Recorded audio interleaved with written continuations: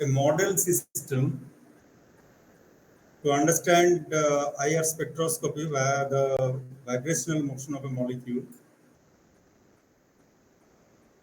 And we pointed out two glaring lacuna in that particular model. The first thing is it doesn't allow the molecular dissociation. Even if you supply infinite amount of energy, the molecule will not dissociate. And second thing, it cannot reproduce any given spectrum. It will give only one line. So people started thinking, because obviously it cannot be harmonic, because the actual nature is anharmonic. And there are several approaches to incorporate anharmonicity into the harmonic oscillator model. So the simplest possible one, of course, is say in the harmonic model, in the potential energy, in the Hamiltonian, you had half kx squared type term. You add simply ax cube plus bx to the power 4. Some people went even to higher order. And that is the standard approach, so that you get at least a slight betterment without spending too much of computer time. But obviously, the most popular one is the Morse oscillator. So we are now going to the anharmonicity.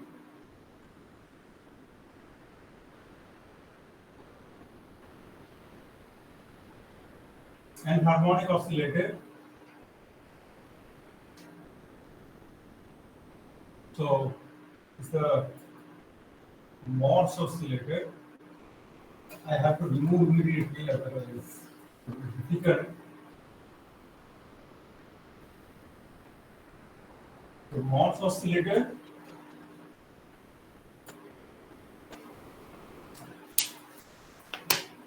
So what we see that,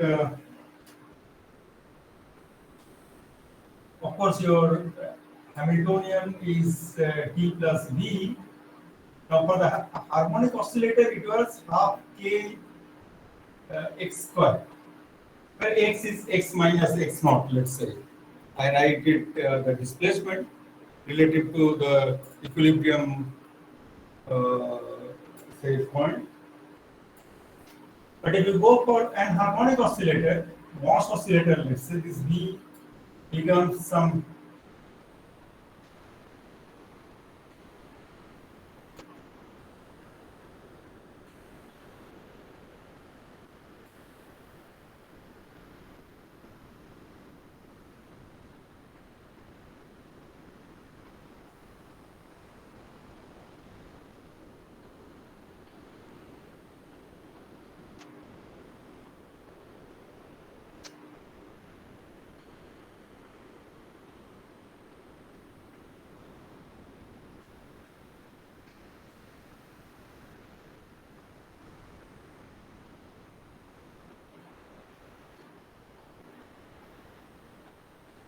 this x minus x0 or something, whatever it was there.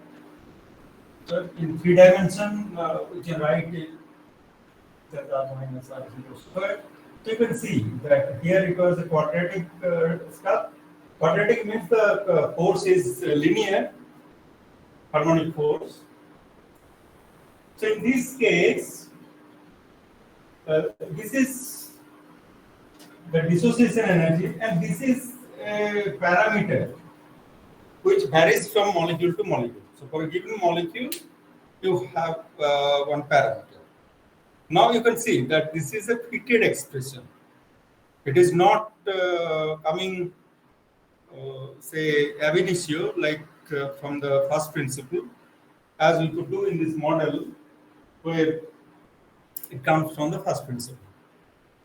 So here the first stuff what you could see, that if I plot it,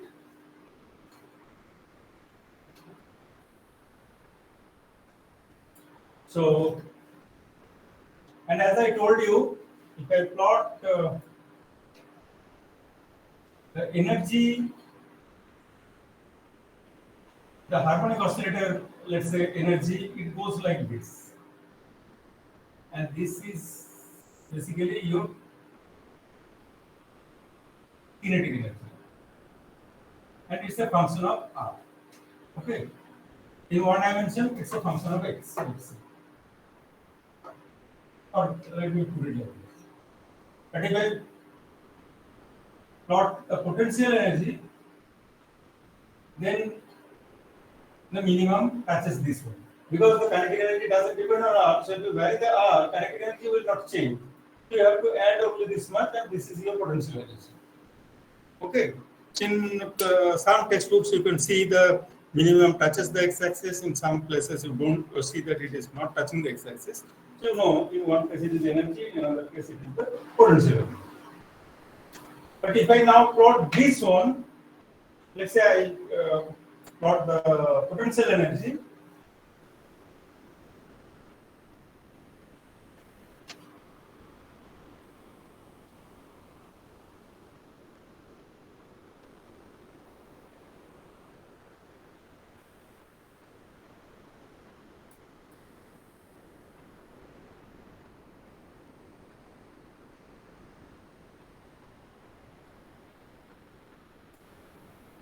Now, if I plot this potential energy,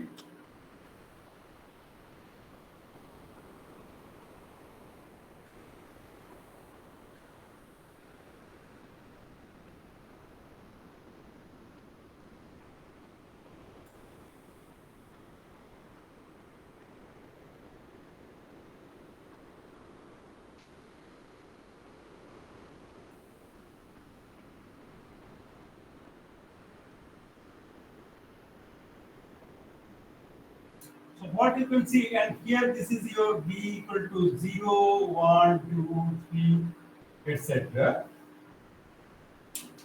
So this is the plot of the Morse potential, and here you have the R0 at this point. So this is your R minus R0. And the shape of the curve will depend on your A as well as this D equilibrium. And D equilibrium is this point. I'll tell you what exactly we mean by this. Say, let me first see that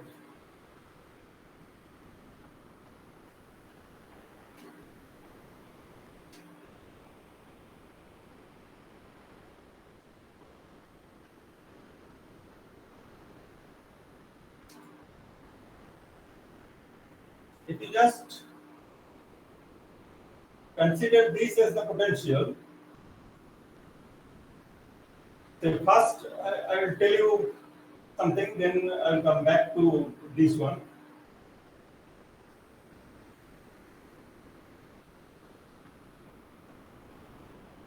Say,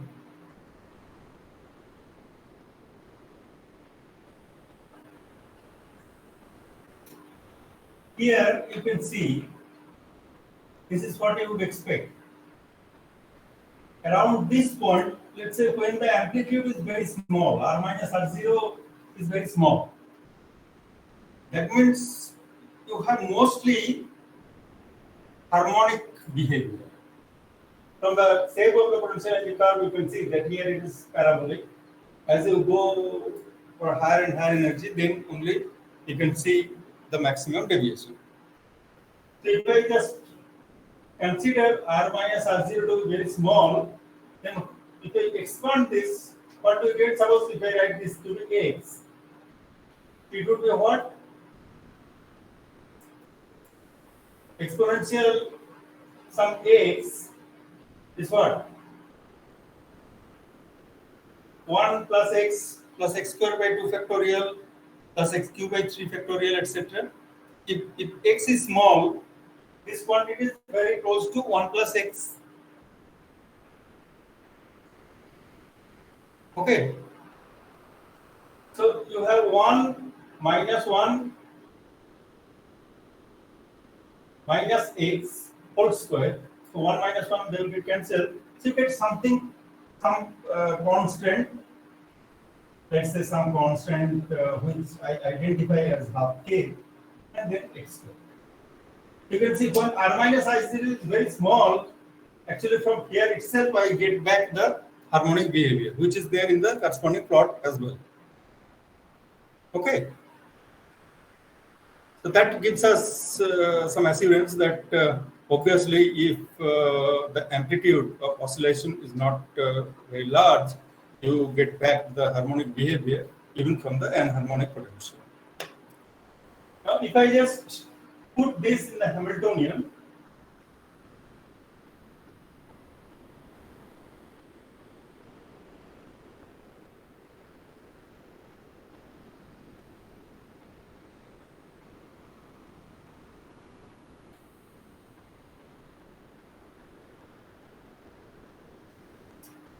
so if I put this in the Hamiltonian, this potential, let's say I get a Hamiltonian with this potential, and if I take the operator, it would be like this, and the energy for the Vth state would be VHV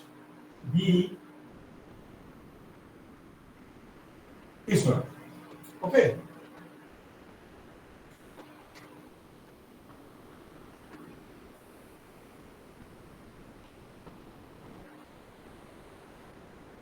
And this B is the K, this B is the quantum number. You know how that's the corresponding vibrational waveform. I don't need at this moment to elaborate on that. So if I apply this, ultimately you get the corresponding energy for the Vth state with the V quantum number V.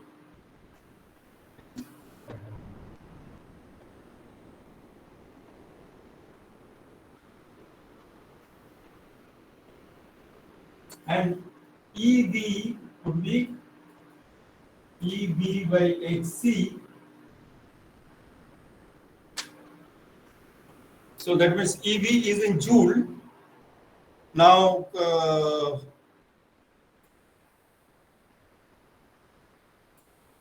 if you divide this by HC, you get the centimeter inverse, that this wave number unit, because the spectroscopic terms, as we have seen in other cases, they are expressed in terms of the wave number. So if I do this in terms of the quantum number V plus half omega E bar minus V plus half whole square omega E bar x. So these are basically the major terms, and this term is like the term what we get from harmonic oscillator. So you can see the anharmonicity comes with a quadratic term in the corresponding expression. And this frequency is slightly modulated from your harmonic frequency. This is the anharmonic frequency. And this one, Xe, is a small constant which is positive. That means this is what is called anharmonicity constant. So that brings in the anharmonicity. What it says that now different energy levels will have different energies. So they are no longer degenerate. And that is what is expected. And as you can see, so as they are, say, not same, why they are not same? Because the linear terms, they will cancel. But the quadratic terms, they will not give you a constant once you take the difference. What I mean by this is, suppose if I have V2 V plus 1, that is the selection rule if I consider, then from here it would be independent of V. But this will not be independent of V. That means you will get the spectral lines which would depend on the quantum number. That means you won't get a single line. Is it clear to everyone what I am telling? Is it clear to everybody?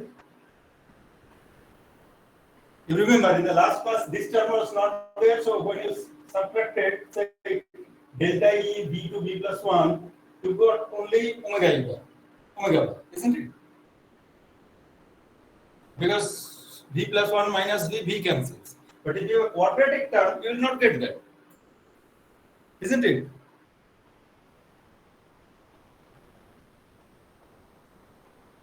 Come on, tell me. Yes, sir. Yes, sir. So, the first thing what it can solve is that you will get more than one liners. That was the problem. And what you could see from here, because there is a quadratic term, as you go for higher and higher B values, this term will dominate.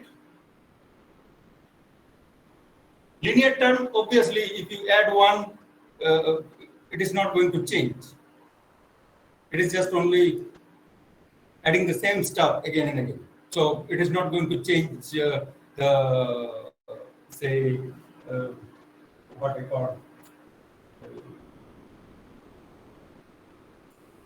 your gap will remain same if you don't have this gap. And gap remaining same means you will get only one line.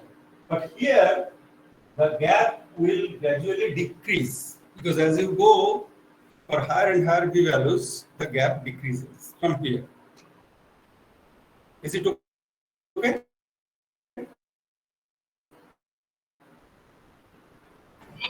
Yes, sir.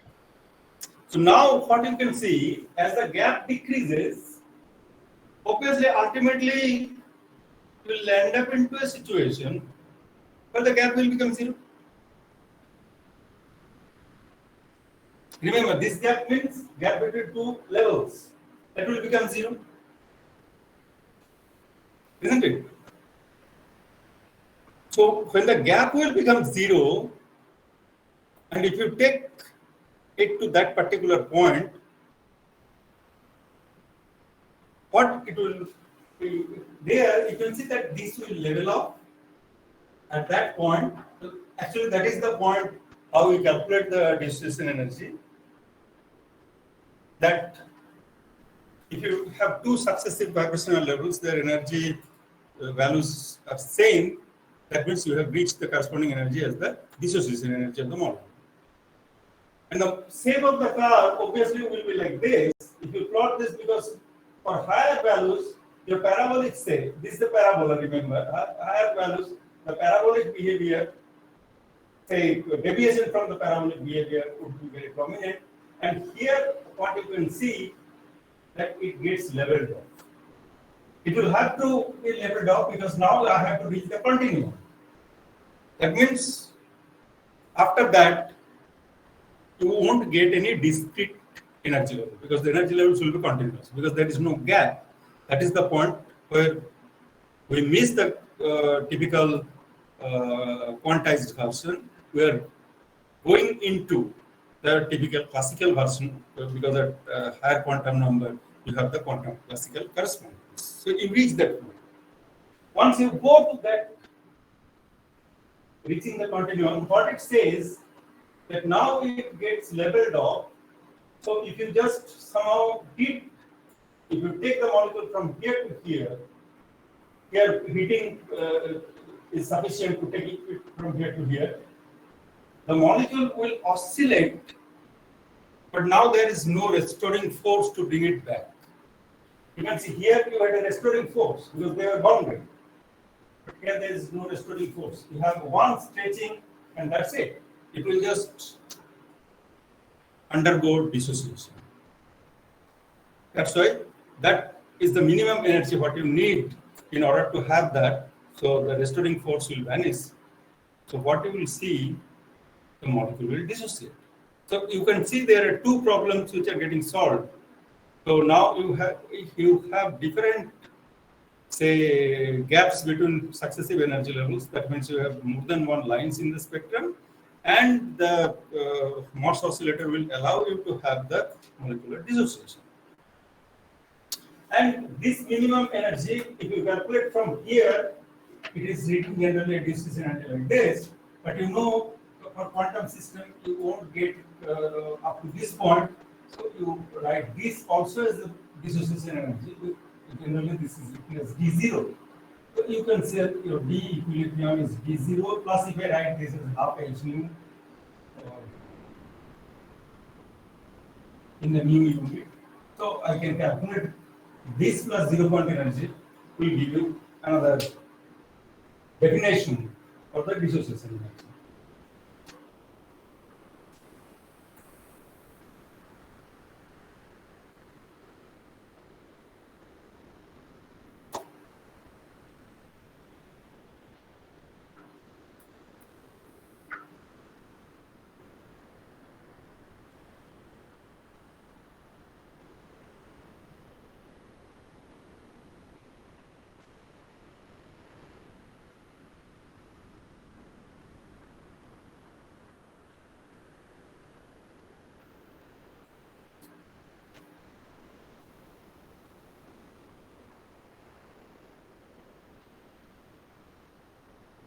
By the way,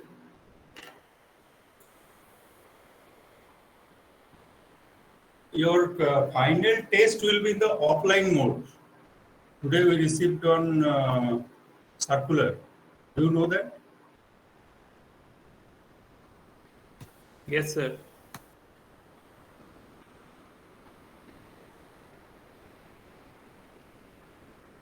So are all of you now in the campus? No, sir. No, sir. No, sir.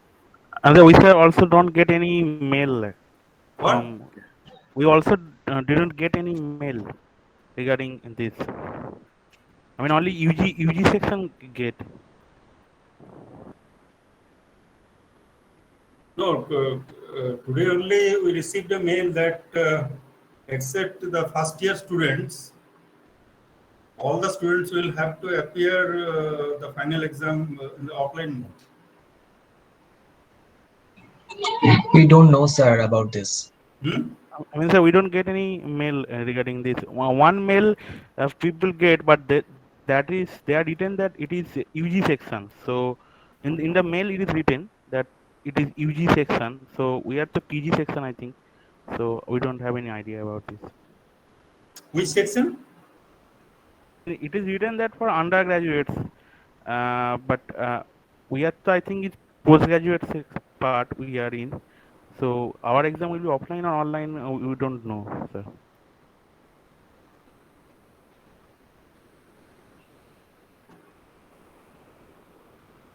No, but in the mail it is clearly written, except for the first year students, for all the students, the final exam, although it will be called the test, not the NSEM, but it will be there in the offline.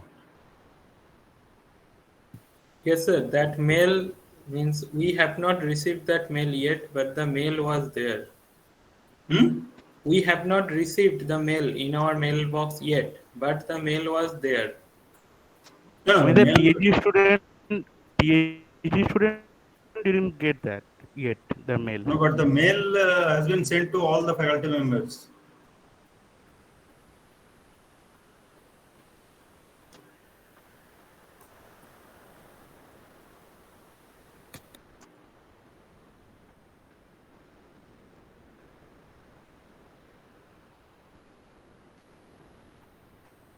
I think they have given some date also, maybe. 7 to 14th. There. What? 7 to 14th. Yes, but 7 to 14, that date was announced at the beginning itself, isn't it? Yes. But now the date should be fixed. Say, if it is offline mode, it would be fixed by the examination section.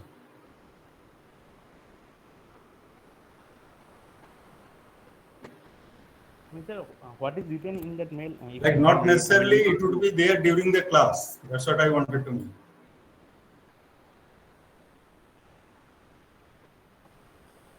Like as usual, say exam patterns are like this, isn't it? It would be conducted centrally. And you have to appear somewhere in Nalanda complex, some classroom.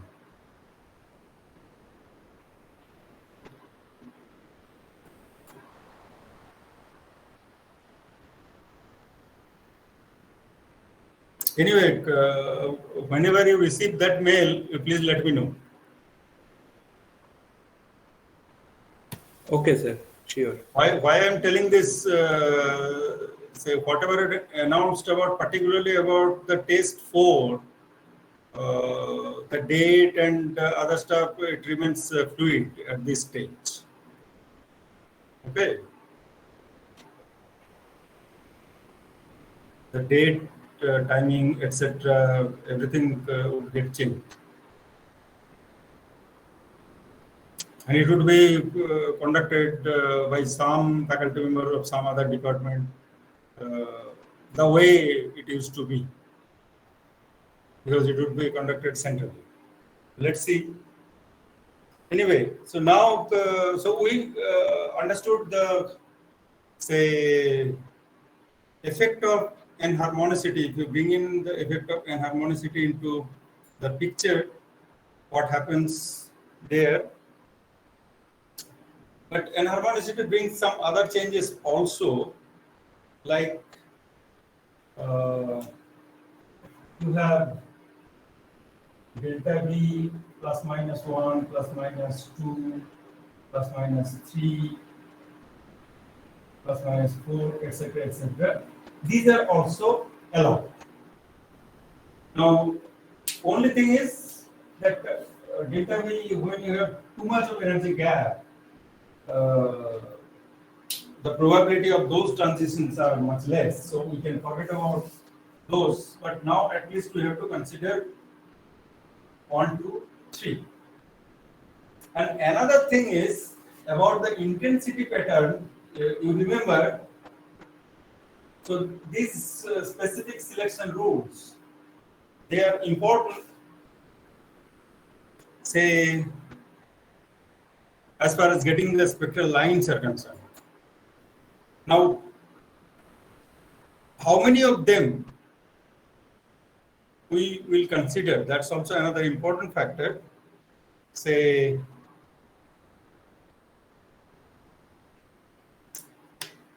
if I plot this, suppose I have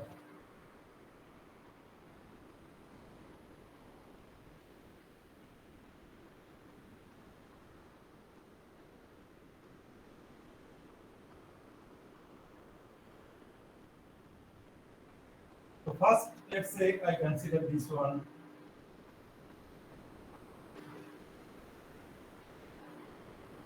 For absorption, I'll consider, let's say, delta V.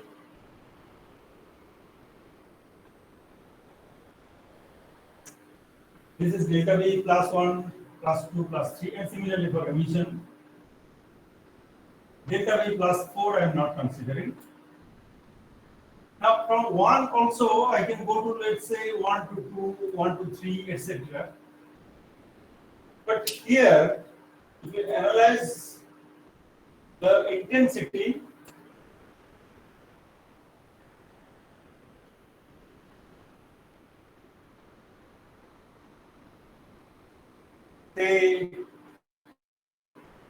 these levels are all non-degenerate, and at a given temperature, they will just follow the Boltzmann distribution. Start, let's say, ordinary temperature. Majority of the molecules are there in the vibrational ground state. There's a very tiny fraction in the fast excited state, because you know that the relative population decreases in an exponential fashion in the Maxwell-Boltzmann distribution. So as the energy increases exponentially, the population will decrease at a given temperature. That means almost all the molecules are there in the ground state, only a few in the fast excited state. There is hardly any in the higher energy levels. So if you consider only these 4 types of transitions, mostly we will see, and these transitions of course will be of very less intensity. And here also, because you have more energy, the corresponding intensity would gradually decrease. Okay. So I had written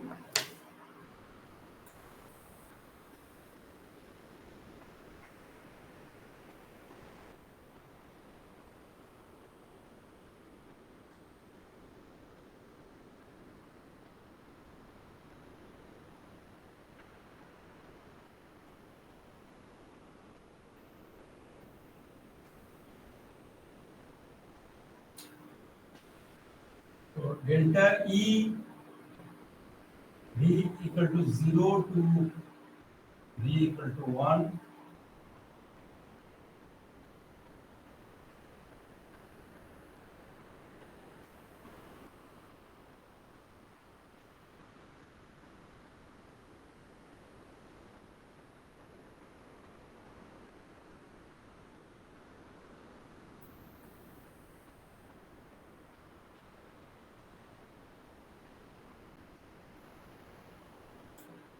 To find out these four expressions very quickly.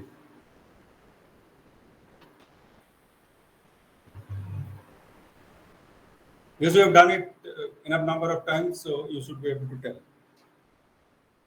what are the expressions.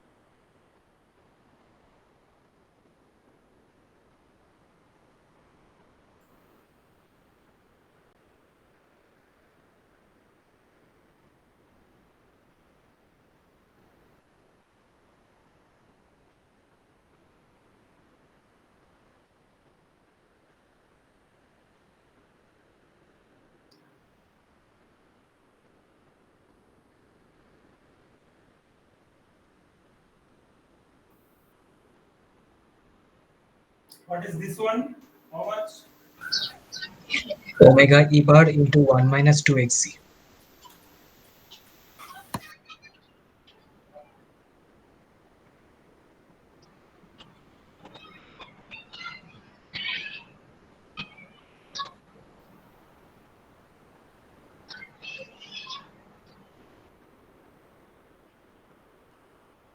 Next.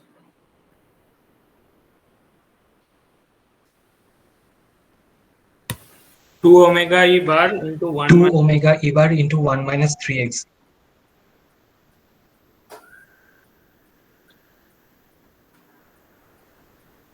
This one. 3 omega E bar into 1 minus 4xc.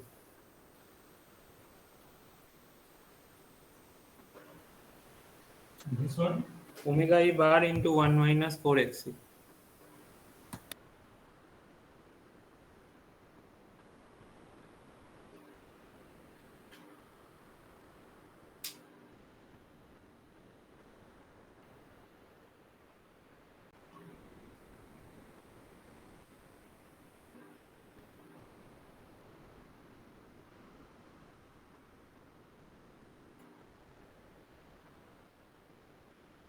Okay, so you can see that because this xc is much less than omega E bar,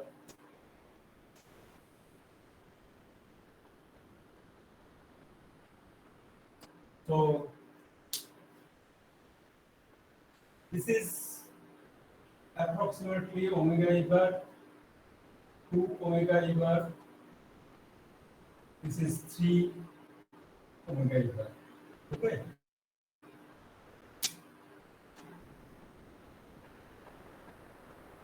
So if you see the spectrum, it will look like this.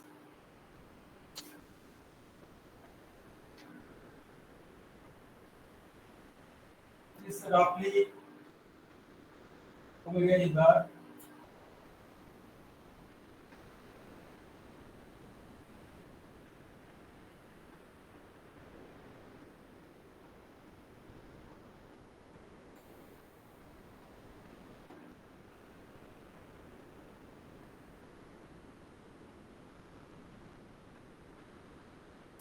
So,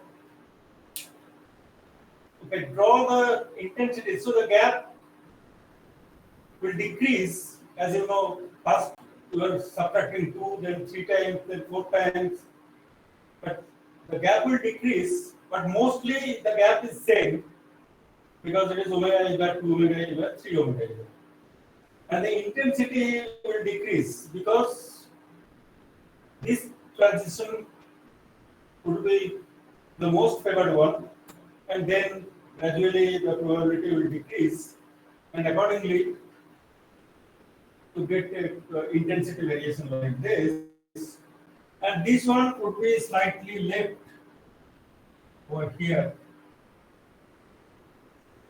this band.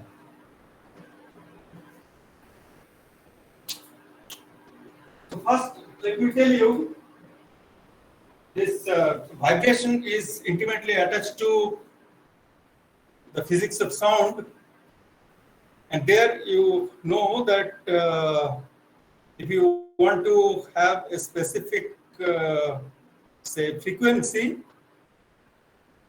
which is the major frequency, we call it a fundamental mode,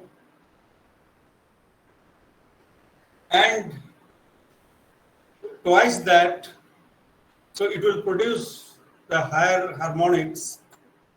The twice that is called the first overtone, 3 times that is called the second overtone. So this is what we call the fundamental band. Why I call it band, that would be clear, because any vibrational transition would be attached to several rotational transition. That's why it will form a band basically. But at this moment, I call it a line, let's say. So this is the fundamental line. This is the first overtone line. This is the second overtone line. And with rapidly diminishing intensity. There is another nomenclature. This one is for the first harmonics. This is for the second harmonics. This is for the third harmonics, and so on. Okay, it is a the old language is say the fundamental one, which is with the omega. Then roughly 2 omega is the first overtone, roughly 3 omega is second overtone, and so on. And now the current day they call it in terms of the harmonics. So the fundamental is called the first harmonics, and then second harmonics, third harmonics, etc. Okay. And the spectrum would look like this. The positions you can calculate immediately. From the positions you can go back and calculate what various properties, including say your dissociation constant and other stuff from here. And this particular one we consider, remember this is 1 to 2. And this comes slightly left to the fundamental and generally of very low intensity. But this has a specific property. Remember, the population of V equal to 1 state is very, very small. So this is hardly of any intensity. But what you can see, if you take the IR spectrum by hitting the sample, then you can see that the area of this particular line will increase. Others are, this one hardly you will find any decrease. Maybe some decreases you can see here, but this one, there is a glaring change. There would be some increase in the intensity.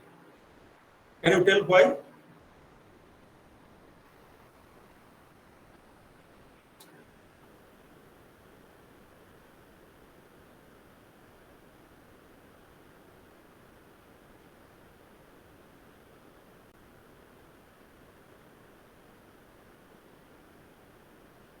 So the transition from fast excited state would get slightly more populated, and according to 1 to 2 transition, the corresponding intensity would increase. Okay. And that is one of the reasons this particular band is sometimes called the hot band. This is also called, this one is also called hot band. Hot band in the sense, generally, if you heat the sample, then the band you can see properly. That's why this is called the hot band. Now, before we move on to the rotational structure of the vibrational transitions, say, we will see that there are some of the, say, modes, vibrational modes, they are still IR inactive. Like in carbon dioxide, what we have seen, I'll come back to carbon dioxide later.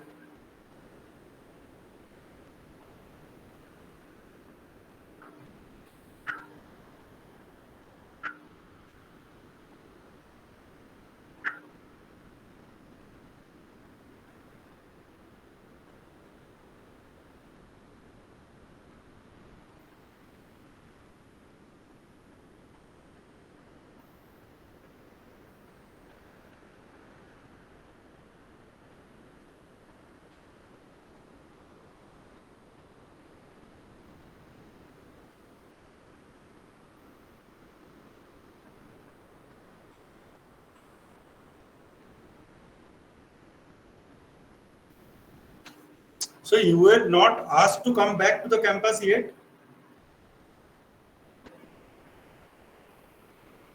no, sir.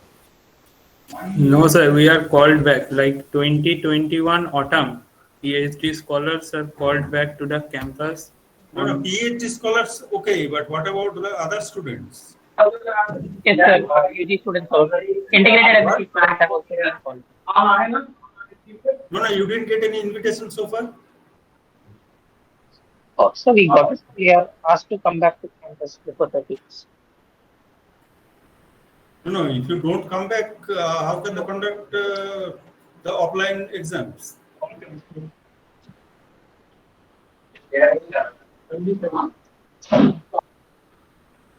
I mean, sir, the spring semester PhD student don't get any notice actually.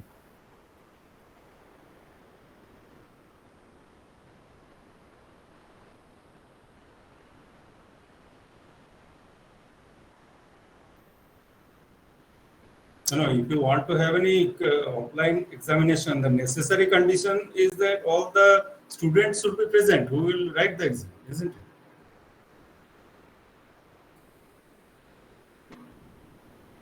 I don't understand.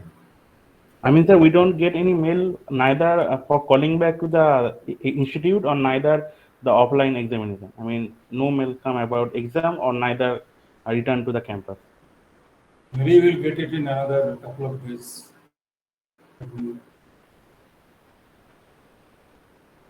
Okay, so what is generally done? So we have seen that in that sort of situation, we talked about the rotational Raman spectroscopy. Now, let's say I will talk about vibrational Raman spectroscopy.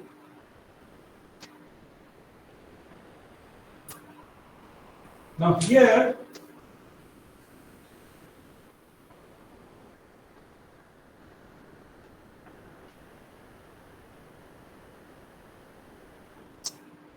when you place the molecule in, let's say, external electromagnetic field, let's say with the electric field component of the molecule, that will interact with the electric moment of the system, and particularly via polarizability, you get the induced moment as we have seen. Alpha dot E, and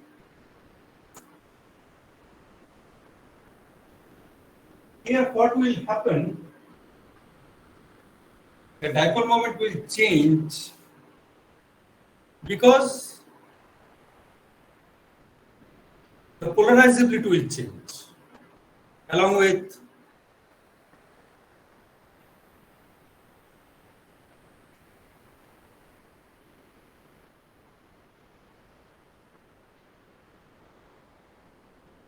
so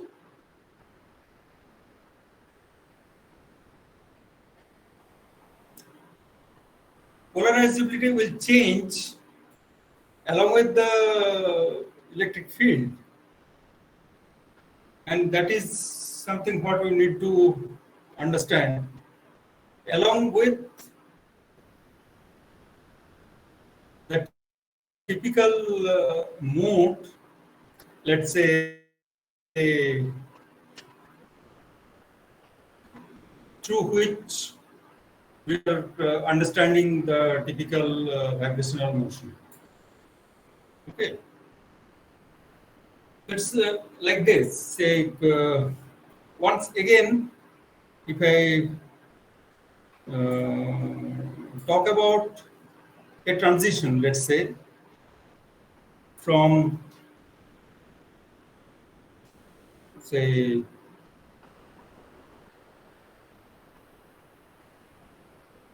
any vibrational level to any other vibrational level. So if I call you have a transition, let's say some Vi to Vj, then your transition moment integral, you have to find out that Vi mu Vj, and I am not writing, say write also the electron stuff and that and get the dipole moment. But we can do. So at the end, I am getting dipole moment here, not the operator. The operator, you take the electronic stuff and separate through Born-Oppenheimer. That we did already several times. So this quantity must be non-zero.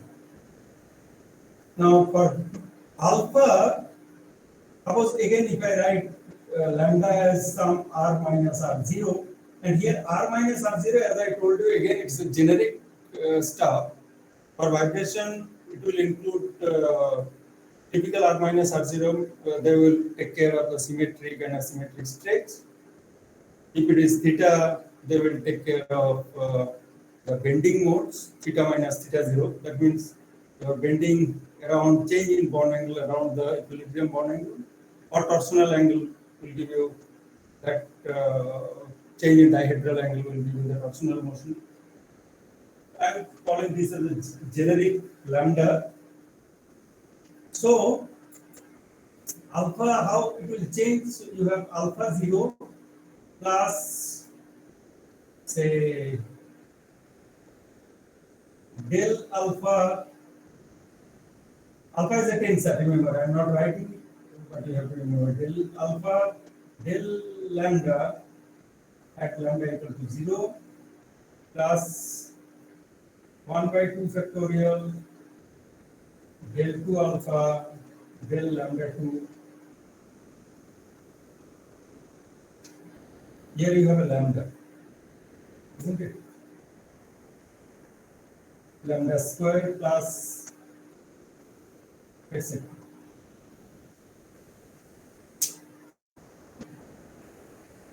So what it says basically that why dipole moment will change, induced dipole moment, because the polarizability changes. How polarizability changes? Because along with the typical vibrational mode, the polarizability is changing. Okay. Now again, you remember alpha is a tensor of rank 2. If it is a tensor of rank 2, then here higher order terms they would be 0.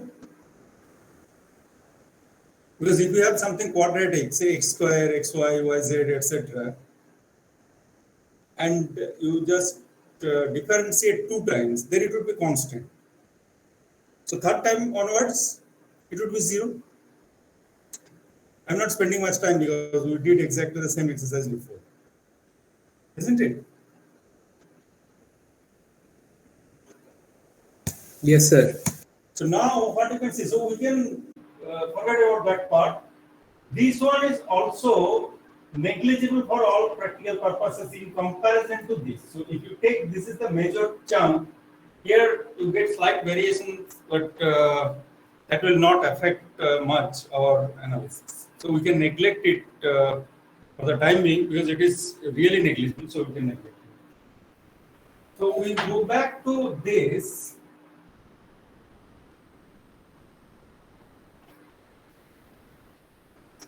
And again, you remember, so if you want to do it something for some new, the original permanent dipole moment will give you some stuff. You have to add it.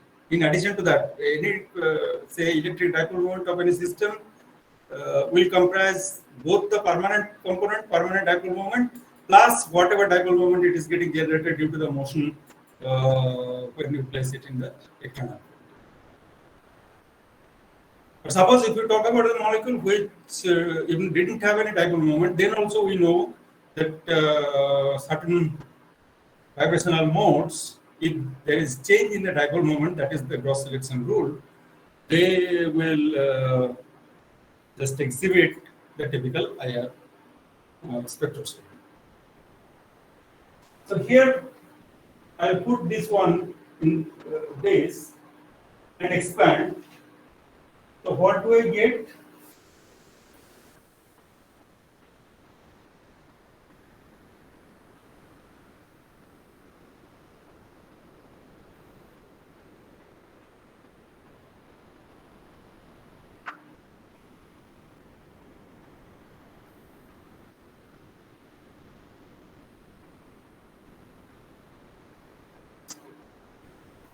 Said.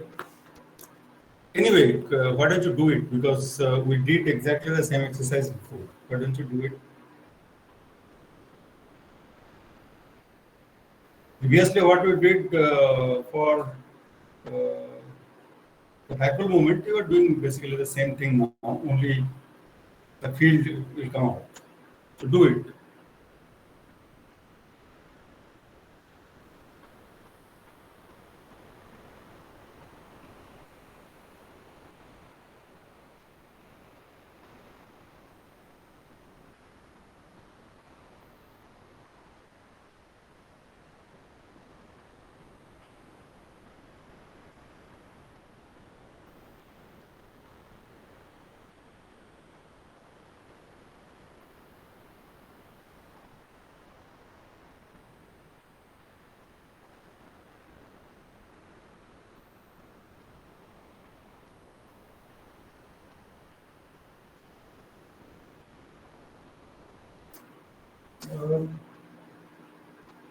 Transition moment integral is VI mu Vj. So if you take only two terms in the expression, so what do you get?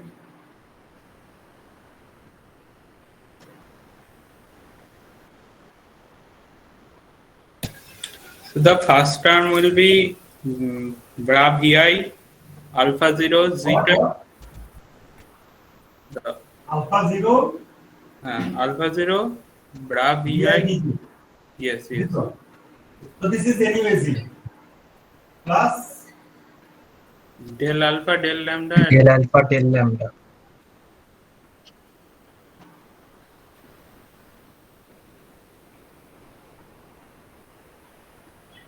Vi lambda Vj.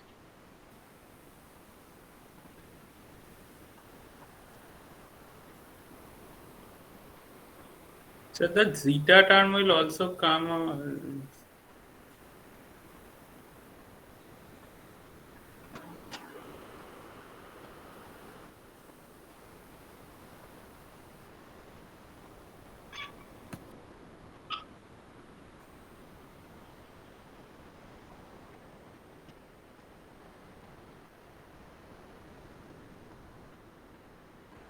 now we are missing one point. You see, this whole stuff should have also E.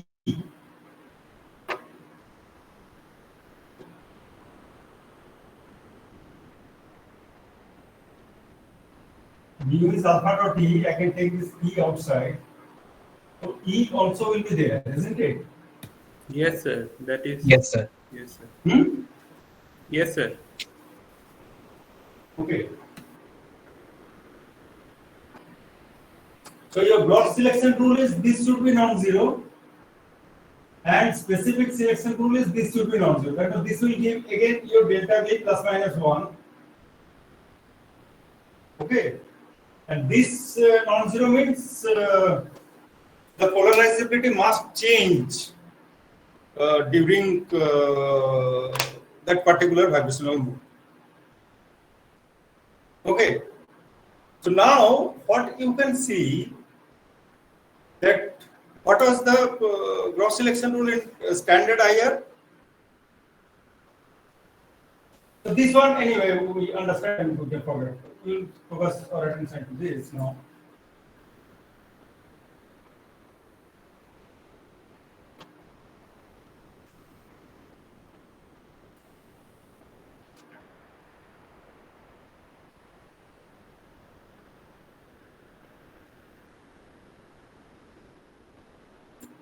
Okay, can you tell me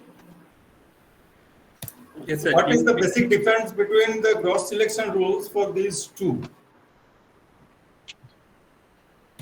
Sir, for Yes, pure sir. vibration. One person louder. Sir, for pure vibrational spectra, that is for IR spectra, the gross selection rule says that there must be change in dipole moment. But for here, the gross selection rule says that there must be the change in polarizability. Okay, good. Now, you see, in general, you will have several normal modes which will accompany both change in say dipole moment as well as change in polarizability. So they would be both IR active as well as Raman active. Okay. But suppose you take a centrosymmetric molecule, like carbon dioxide is a centrosymmetric molecule. Okay.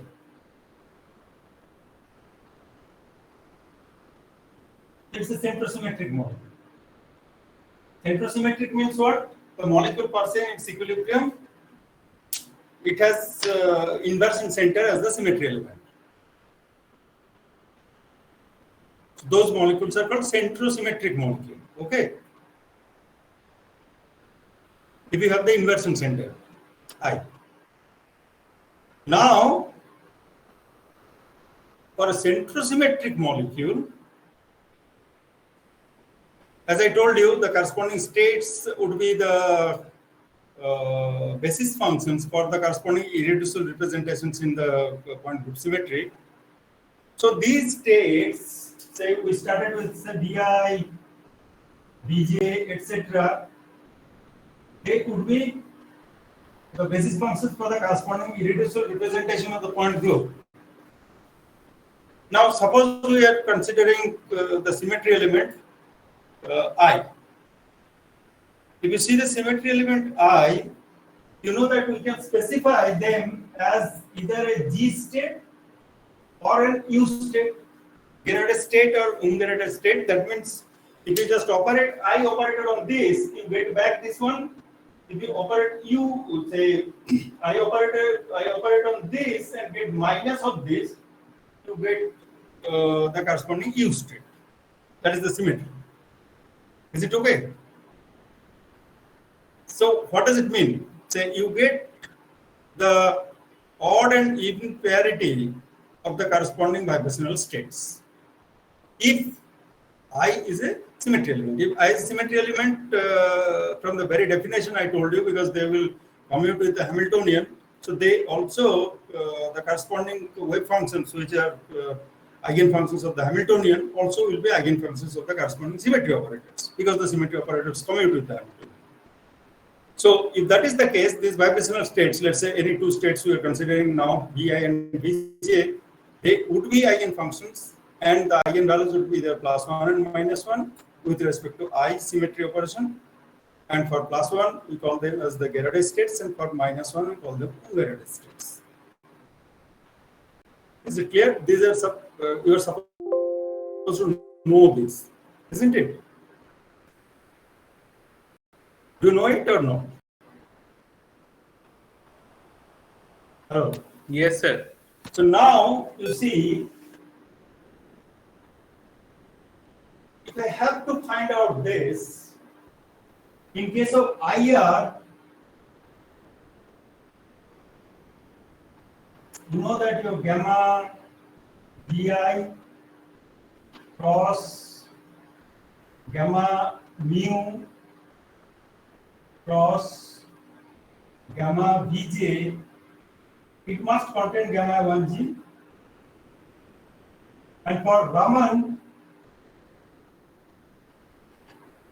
gamma Bi cross gamma alpha cross gamma Bj must contain gamma A1g.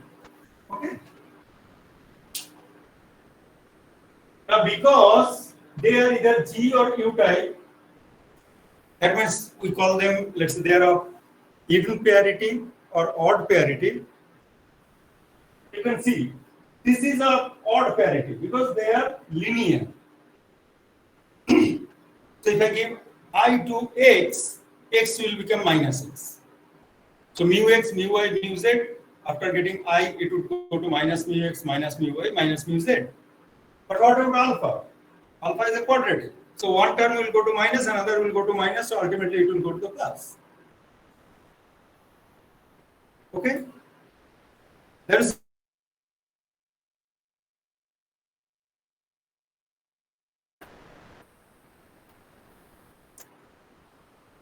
now suppose if your Bi is, it can be either odd parity or even parity, because any initial state I can consider.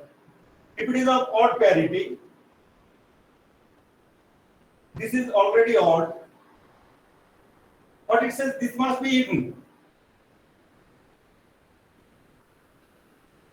Okay, otherwise it will not contain gamma 1g, total symmetric representation. Odd will give you even, and it must be even. Because you can have any odd parity to even parity transition or even parity to odd parity transition. This is precisely in greater length what we call the Laporte selection, isn't it? Odd to even and even to odd transition for any dipole induced transition. Is this okay? Yes, sir. Now you see, if I say my Bi is odd, we have seen that it can go from odd to even or even to odd. This is even. If it is odd, it must go to odd. If it is even, it must go to even.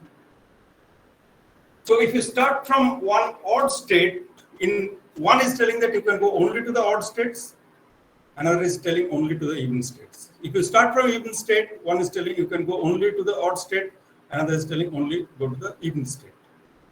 So simultaneously, two transitions are not possible. That means if you have any transition, any arbitrary Bi to any arbitrary Bj, if that transition in a given mode, if it is IR active, it must be Raman inactive and vice versa. This is called mutual exclusion principle. They are mutually excluded. Remember, only if I is a symmetry operation for that molecule. If I is not the symmetry operation of the molecule, you will get obviously several modes which are both IR active and Raman inactive. And that's another common misconception. People think that for any molecule you have that restriction valid. No, that restriction is valid only for the centrosymmetric molecule.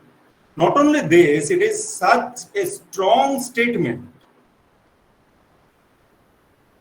Even its converse is also true.